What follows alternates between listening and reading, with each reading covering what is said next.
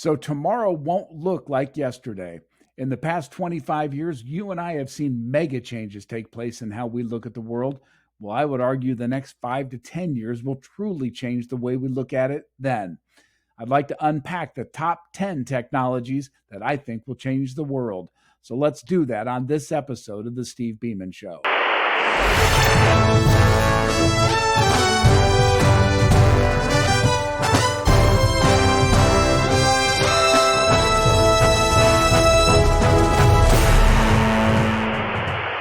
Welcome back, my friends. It's been fun to talk with you. And the podcast we're doing, I'm pleased to see are getting a lot of attention and a lot of questions, which I love. So keep those questions coming at questions@stevebeaman.com. We're going to talk today about technology, and we're going to talk about the top 10 technologies I think are going to change the world. But I want to put it in some historical context for you because I think it's highly relevant to realize that the truth of this statement, tomorrow doesn't look like yesterday, is actually true.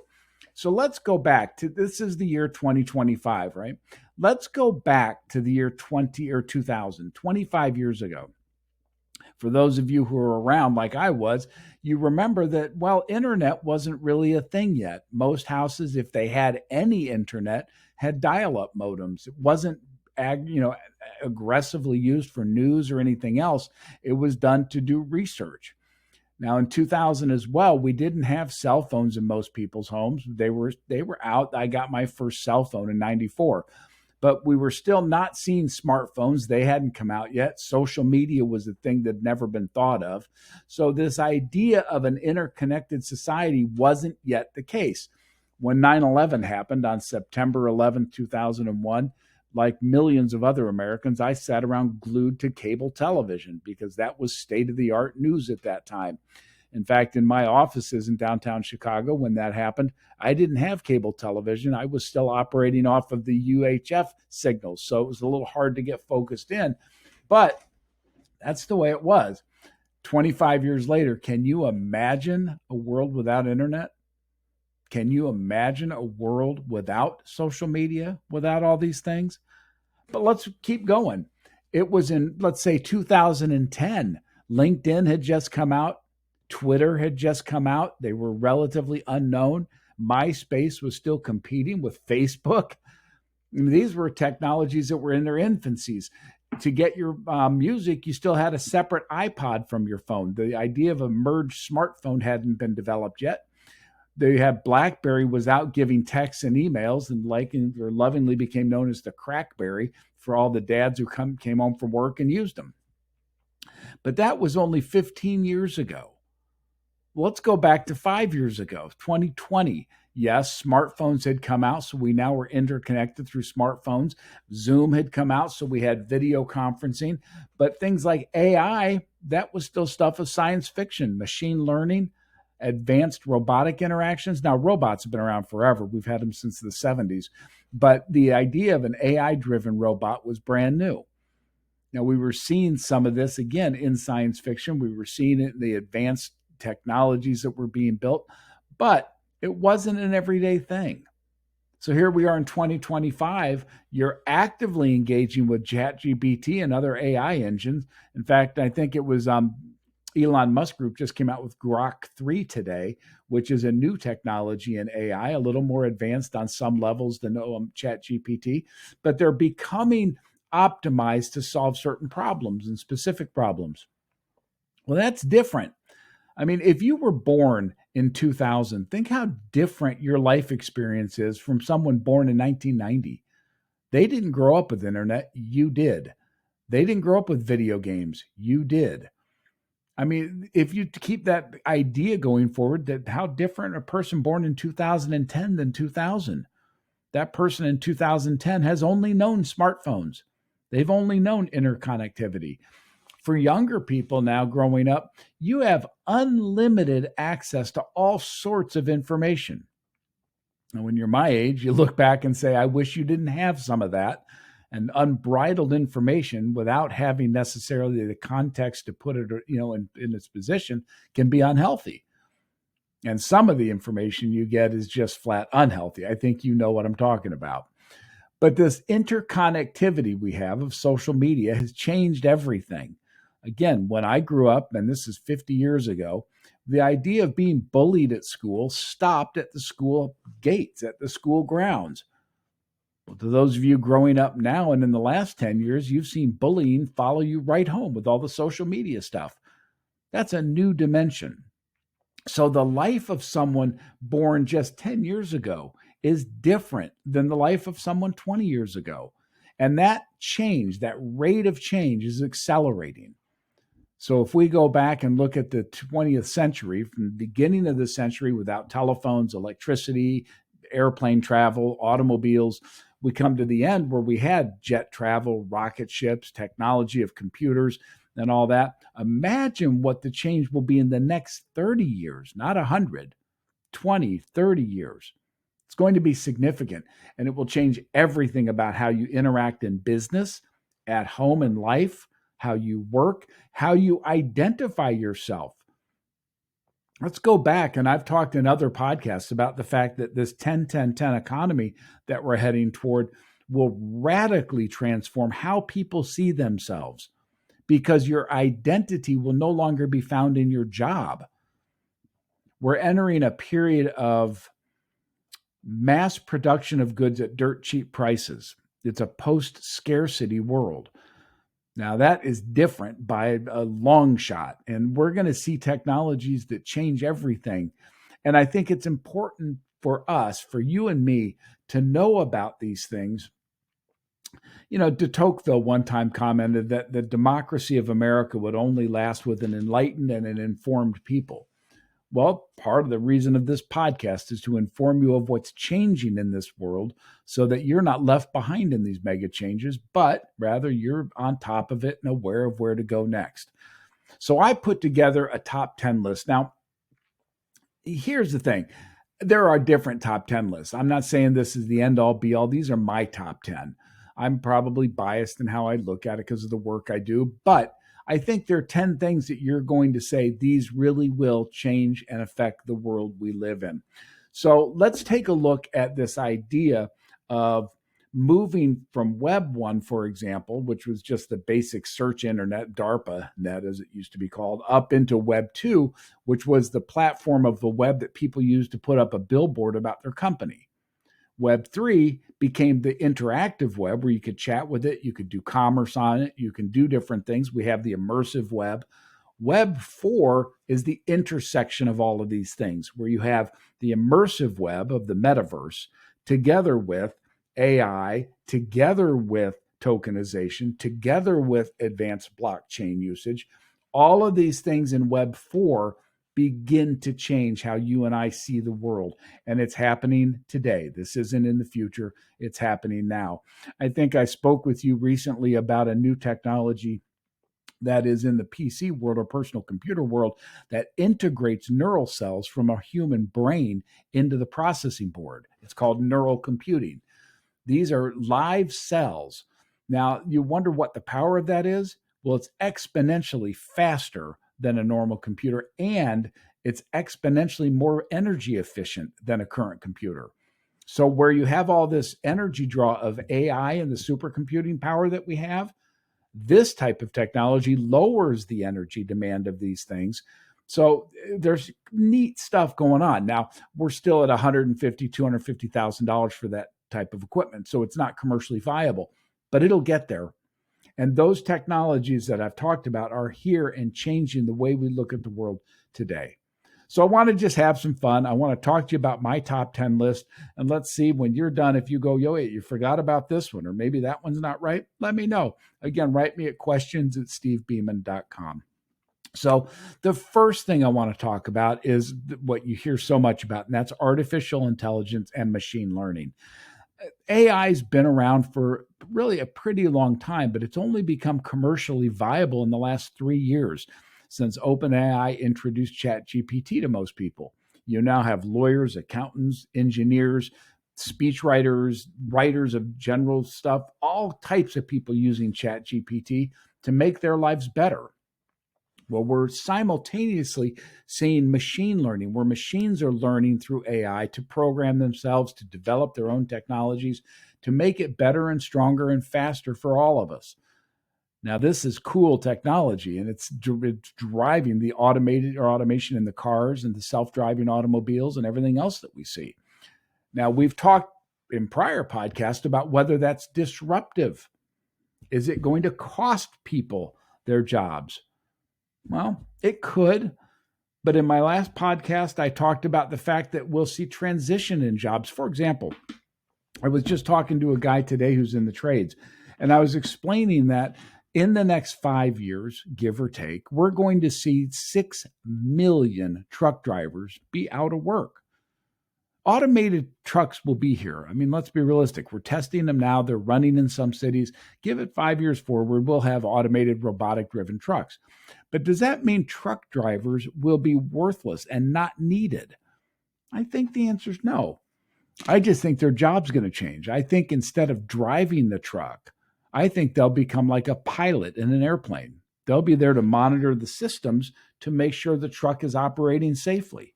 I think we are a ways away from taking out human oversight of these things. So even as AI grows, I think jobs will just change with them. But I'm telling you, in 5 years, you're going to look back today and go, that's the way the world looked. A child born in 2025 will not have remotely close to the life experience of a child born in 2020. Guarantee it. So if we look at AI and machine learning and the power of this, it's exponentially growing. We now have AI, and there are two dimensions I'd like you to think about when you think about AI and its limits. AI has memory, so it can remember what you've talked about with it. But it has two kind of dimensions, if you will, on which it's limited. One is depth. You and I have historical memory going back to when we're 3, 4, 5 years old. I'm 63, so I have over 60 years, or just about 60 years of memory stored in my brain. I tend to forget some of it, but it's still there. These AI bots that you talk to and these AI systems don't have anywhere near that type of capacity. If they can remember a month, 2 months, 6 months, that's extreme. The storage kind of requirements of that and the computing power are so great that they don't have unlimited depth to their memory. Well, that creates a problem. You and I, because of our life experience, have context. We have a way to look at things and say, well, I remember in the context of how that information was 20 years ago, this is how it played out. I'll look at that information in the context of today. The AI chatbots don't have that. They're very smart in terms of large language models, but they don't have that context of time. And we're a ways away from seeing AI have that kind of time. 5 years, 10 years, it'll be here. So time becomes a dimension. The second is breadth. When I'm talking to ChatGPT or to Grok, it understands my conversation. It doesn't learn from all of the other millions of conversations that are going on simultaneously. Now, it does that for security, partly, and privacy. It doesn't want to share your thoughts erroneously with somebody else. However, as AI sophistication grows, the breadth of AI will expand exponentially too. So not just getting information from me and this path I'm on, but it'll draw from the breadth of everybody talking to it. Again, think about depth and breadth. Those two dimensions will drive the future of AI, and it will make it something that is able to consciously think like a human. We're a ways away from it. But when I say that 5, 10 years, again, go back in time. It was 25 years ago. We really didn't even have internet out. We certainly didn't have smartphones. We didn't have the internet of things. We now have this, and I'm saying in the next 25 years, so go back to that, to where we are in the next 20 or less, you're going to have completely sentient AI. Now, that's scary to some people. I don't think it should be. I think you need to learn to work with that technology and optimize it for your circumstance. I think partnering with AI is a way to make it, have us be more efficient and more creative and more thoughtful in what we do. I don't think we have to be afraid of it. I just think we have to embrace it and make sure that we control it. It doesn't control us. The second thing on my radar, and if you go down again, the breadth and depth of AI and the speed of computing is quantum computing. So I wrote my first book on computers in 1980, and it was talking in simple terms about how you had bits that developed into bytes that developed into characters. And when you do it through semiconductors, you can link all these things together. But the core of that is a Boolean thing of a switch turned on or off. So 8 of these switches, on or off, in any combination, made a letter. Well, quantum computing throws that out. They have found in particle physics that there are certain particles that don't have an on off switch. They're both on and off at the same time.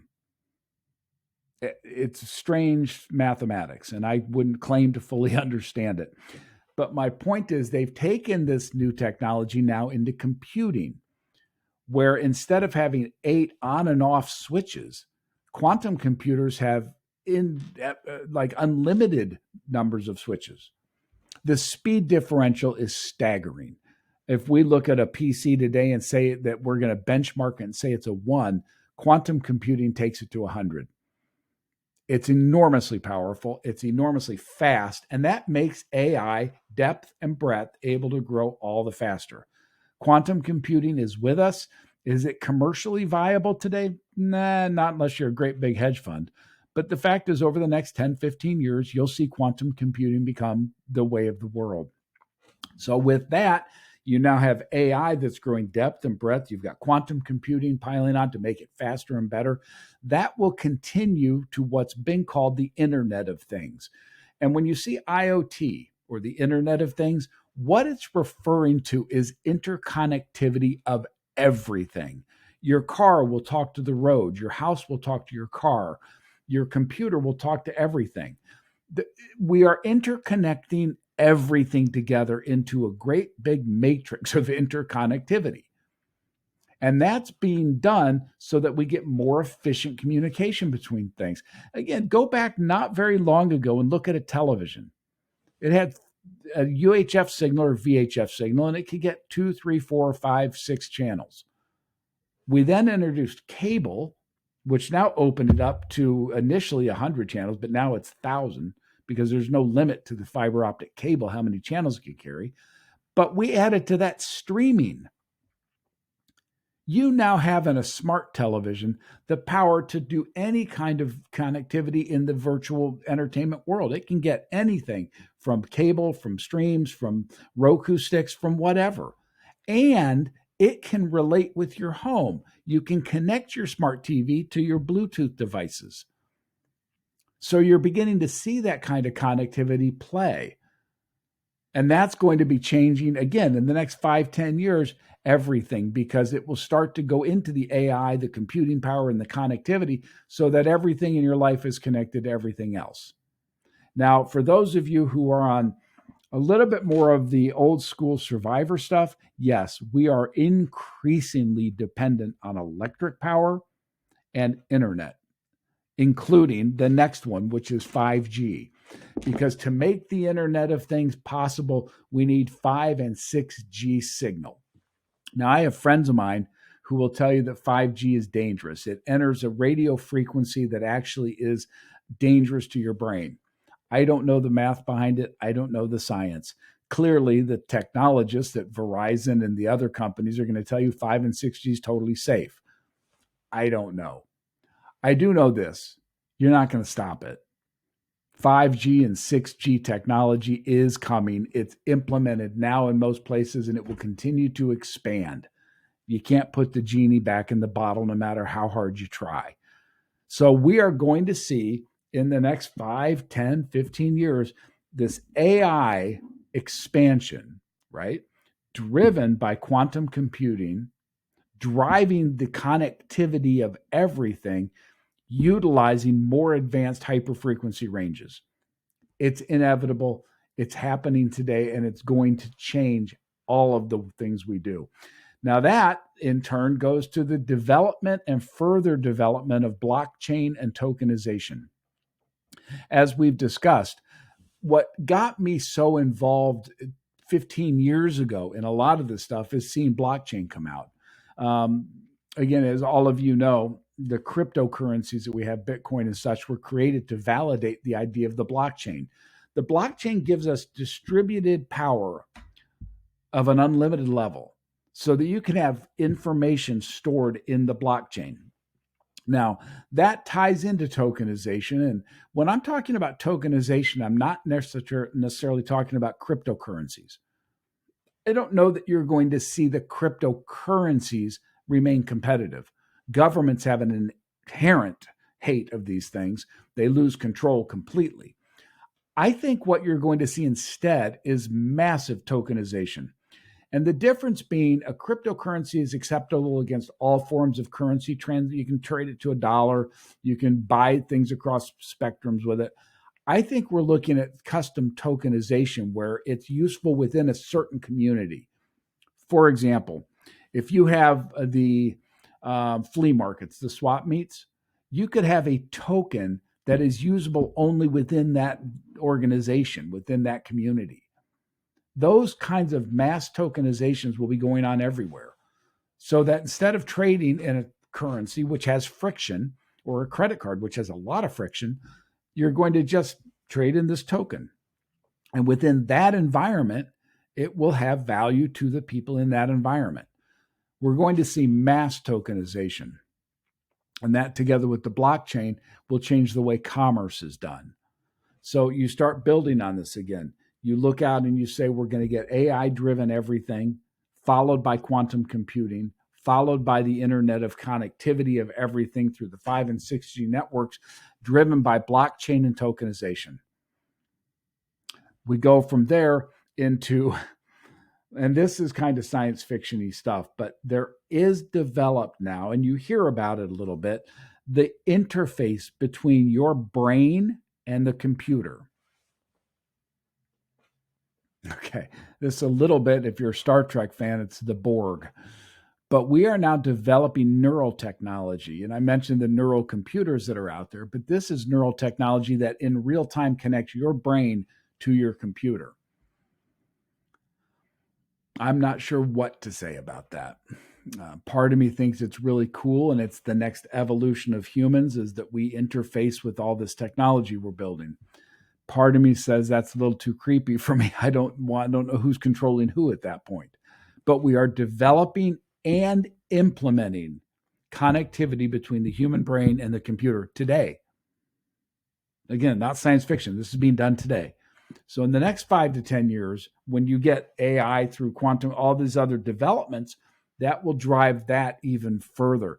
Now, you can see clear medical stuff for this. If somebody's blind or they can't hear, will we have technology that can fix that and remedy it?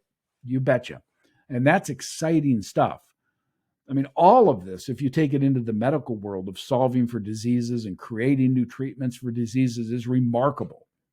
So clearly, a lot of this is good. The science breakthroughs we'll have will be phenomenal, but that will just accelerate this curve that we're on. So stick with me here because we're not done yet. Once you start thinking about the brain interlinked to your computer, you go into extended and virtual reality. Now, we're seeing in some places like Microsoft Teams or that they have the goggles you can put on. And instead of looking at the computer, you're working in the computer. And that's the goal of the extended and virtual reality systems. A good example of that would be in gaming. And I did this, my gosh, 25 years ago now, back in the 90s, so 30 years ago. But I actually did a sword fight in a virtual reality cage. You went in and you put on a helmet, and that gave you a virtual perspective of a castle. You were given then a lightsaber, a technology sword that had fiber optic in it, so it knew where it was. And you went out and had sword fights. That was in the 90s.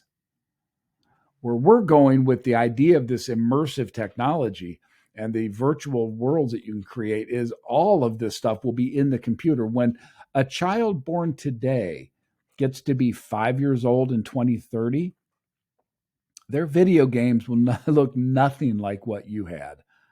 Those video games will be completely immersive. When you say to your little boy, Johnny, hey, you want to go drive a race car? They will put on a suit and they will be in that race car, going around that track, feeling the effects of gravity. That immersive technology already exists. It's just becoming commercialized at a faster and faster level. We're not far away. We're 5 years away, maybe 10 at the most, but we're 5 to 10 years away from this idea of existing in a virtual community with the same feeling you have living in the physical world. And that goes back to the creation of robotics and autonomous systems through this. So you start to pile on AI, quantum computing, brain links, immersive technologies. The idea of robotics and further automation on that stuff, we already can automatically cut your grass. There are robot lawn keepers. There are robot sprinklers. There are all kinds of robots in manufacturing. That's old news. But the commercial and retail use of robotics is growing. I think we're not 5 years away from you having a personal assistant that's a robot in your house, a housekeeper, a cook. The technology is exponentially growing in robotics, and to be able to create humanoid robots who can serve those functions is happening now. Now that's going to tie into automated driving of cars, automated surgeries. That an appendicitis can be done by a robot as easily as a doctor. A lot of automated autonomous systems doing what we think of today as necessary jobs. That ties into the 10-10-10 economy. When we can have robots doing everything, why are we doing it? And I'll give you a good example, and you're seeing this already in fast food in California. They're developing robotic technologies rapidly to replace people, so that what you're going to have in a fast food place is one employee who, together with the robotics, is making all the food for the people driving up. Now that starts to create questions. And it's why I just finished a book on the coming digital economy and how it looks so much different. If you have a world in which one person is creating all this fast food with robotics, so you go to Chick-fil-A and there's one person, all this stuff's being done and it's robotically served to you in the drive-thru and all that. Where are the customers earning money? Economics takes a buyer and a seller. So we can't just have robotics creating the products unless we have a buyer. Now the question is, where does the buyer get their money? Or do they need money? Where do they get their resource to trade for that service provided? That's part of this 10-10-10 economy. And the reason, again, I'm doing these podcasts, we're going through a mega change of mega changes in the next 5 to 10 years. You and I must be on top of this. It's incumbent on our own happiness that we stay on top of this, or we will be left behind. I wrote an article today about China and these trade wars, because as you all know, we're in the trade wars with China and the rest of the world right now. And I think it's entirely possible China could win in the near term this trade war. As a de facto totalitarian regime under the Communist Party, they and North Korea and the other countries like that, Venezuela, have this unique opportunity. They don't care what their citizens think. In the Western democracies, we have elections, so we do care. If people get that upset about what's going on in the economy, they'll vote out the current administration, put in a new one. Well, they don't have that fear in China. So I start looking down the possibility that China wins it. But bringing it back to what we're talking about today, I don't think governments can keep up with these changes. China right now has the Great Red Wall, and it's a firewall between their internet and the outside world. It's like in North Korea, you can't get on the internet. The totalitarian governments want very badly to control the information and the resources their people have. Well, I don't think they can this time. This is where I've talked about extreme freedom. Because when you start to look at the autonomous systems tied into AI, tied into blockchain, tied into all these things, I don't believe governments can restrict it. I think they'll try, but I think technology will outthink the government. I think they're going to be China will be left behind if they don't open up to more freedom. I believe that to be the truth. I think all of these totalitarian ideas around the world, there's not enough time left for them. They need to open up their societies now to begin looking at these types of technologies and incorporating them into their citizenry so the citizens can dictate where it goes in the future. I think it's critical. Now, if we look, and just to continue this thought, we're looking at the idea of, robotics and autonomous systems. Let's tie that into the notion of 3D printing. Now, by this time, you've heard about 3D printing. You've probably seen 3D printed products. Again, if you go to a swap meet or anything like that, one of these trade fairs, you'll see products made by 3D printing. Well, that very much is in its infancy. We're now creating biologic products in 3D printing. So if you want a cheesecake, you can make a cheesecake. Think where this goes. And again, we're at the infancy of this technology. Imagine the next 5 years. We're creating super materials that can do all kinds of cool things. And I don't touch on that in this list, but the world of super materials like graphene and other things I've talked about for 15 years now are really changing the way we look at things. But in the world of 3D printing, this marriage of advanced technology and AI and quantum computing together with 3D printing, it's going to be as simple as if you can think it and conceive it, you can build it. So if you want to go to a flea market and sell pens, you're going to have your 3D printer make you a bunch of pens to go sell. And that's simplistic. It's not a great metaphor or example, but it's real. The ability of 3D printing to start creating the material needs that we have, or certainly the medical needs. You need a knee replacement, you need a hip replacement. All of that's going to be much more possible using advanced 3D printing. And again, we're at the infancy. Over the next 5 years, 10 years, you're going to see this come to light much, much more. But I go back to the theme of this podcast. Imagine the world 25 years ago in 2000.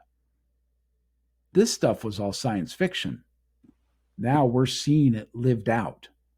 That's mega change, and it's fast.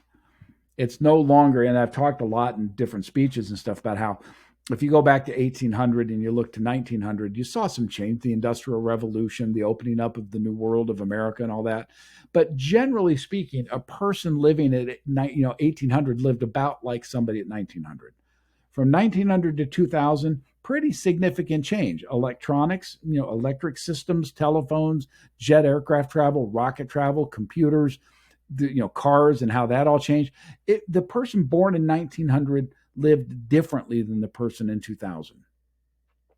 So it starts to go like this. I would argue the person born in 2000 is on a trajectory like this to the person born in 2100. And I think we're seeing it play out now. We'll see it play out much, much more in the next 5 to 10 years. And then the final thing on my top 10 list is this notion of digital twins. Go back to this idea of extended reality and how that plays out. When you go and you have a Zoom call or you're watching this video and you're doing it in a two-dimensional world, imagine if you can just replicate your home environment or your office environment or your manufacturing environment in the digital space. Now think about it for training. If you say to somebody, we have this very advanced piece of machinery, you'll be able to go in with your VR headsets and look at that digital twin of that machine and learn how to manage it and train on it right there. The idea for training or for surgeries or for business operations in general are magnificent. So the idea of a digital twin linked with VR, linked with AI, linked with blockchain, linked with the amalgamation of all this into one system, which is Web 4, is going to create a world that, again, that child born today has a totally different experience, not than a child born 100 years ago, not than a child born 25 years ago, but that much different than a child born 5 years ago. The rate of change is exponential. And if you're my age, and I'm 63, I'm looking out before I die at all of these things coming into commercial application. I think I'll see all this come to bear. I'm excited about it. I want to be involved in it. I hope that you find the same type of thing. So these convergences into Web 4 interrelate all of this and intersect it all into one thing. And that's the internet or Web 4.0. So when you talk to your grandkids and they're born today and they look back and they say, Grandma, Grandpa, boy, look how connected it is. I can talk to somebody in Bangladesh as easy as I talk to you, and I can see their space, and I live in this world, and the computers do my reading, my writing, my arithmetic. You're going to be looking at this going, it wasn't like that in 2000.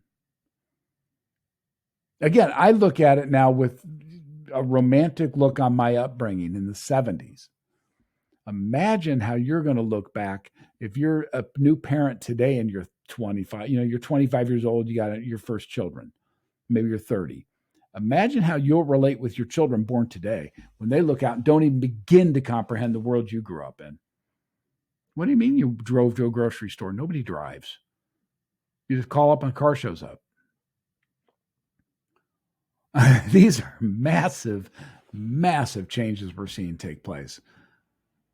And the ability for you to understand it, to move forward with it, and to integrate it into your life is an enormously powerful thing. And that's why we're doing this. That's why we're talking about it. So the challenge is going to be painful for some, oblivious to some, and beneficial to some.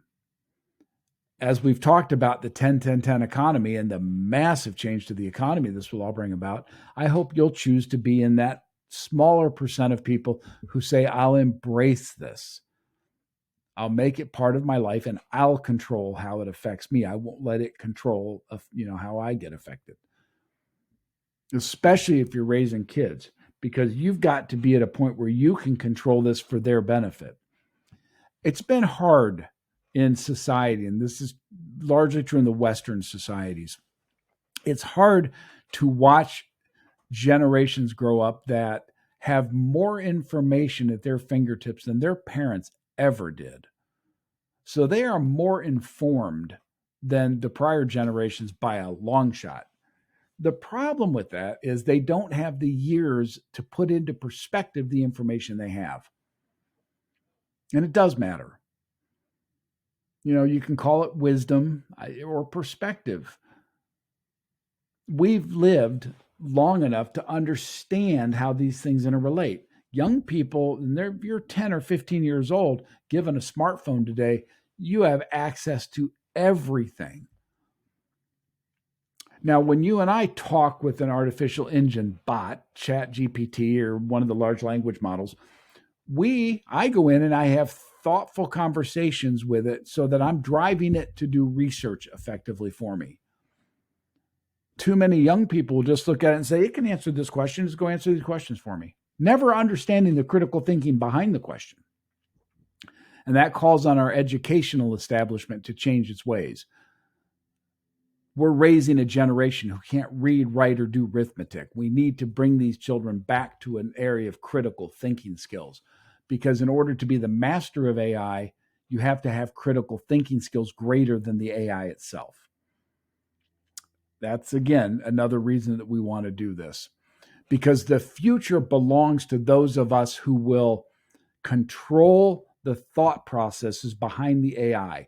The governance of it will come out of our wisdom and our experience, not just letting it create its own guardrails, because that may be very suboptimal for us. But to do that, we have to have the critical thinking skills to generate the guardrails for the AI itself. I hope that we're teaching the next generation of young people those skills. And that's a critical challenge to the educational establishment. The homeschoolers, I know that you're trying to teach your kids critical thinking skills, or many of you are. And I think in our schools, many of them are, but we have egregious examples where the school system is failing the kids. Again, I come out of Chicago. The performance of Chicago public schools is not something to be celebrated. But we have to get control of that, because these technologies that I've talked with you about today are here. They are out of the, it's out of the bottle, and you're not putting the genie back. We can't uninvent nuclear power. We can only choose how to use it for good or for bad. We can't uninvent AI, quantum computing, blockchain, internet connectivity, 5G, 6G. We can't undevelop these things. We have to learn how to manage them to serve us. So it's important we stay up to date on it and up to speed on it. So again, I welcome always a dialogue with you. Questions at stevebeaman.com. Comments on here. You'll know I always respond to them. I'd like the dialogue because I think this is the change in the world that we're going to see. And I think if we're not positioned for it adequately and we just listen to the political class, they're the ones who will highlight the problems but never give you a solution. Well, we're out to give you solutions as best we can. So stay with us here on the Steve Beaman Show. And as we go forward, we'll talk more and more about technology, how it affects you. We'll talk about finance and how it's affected by technology.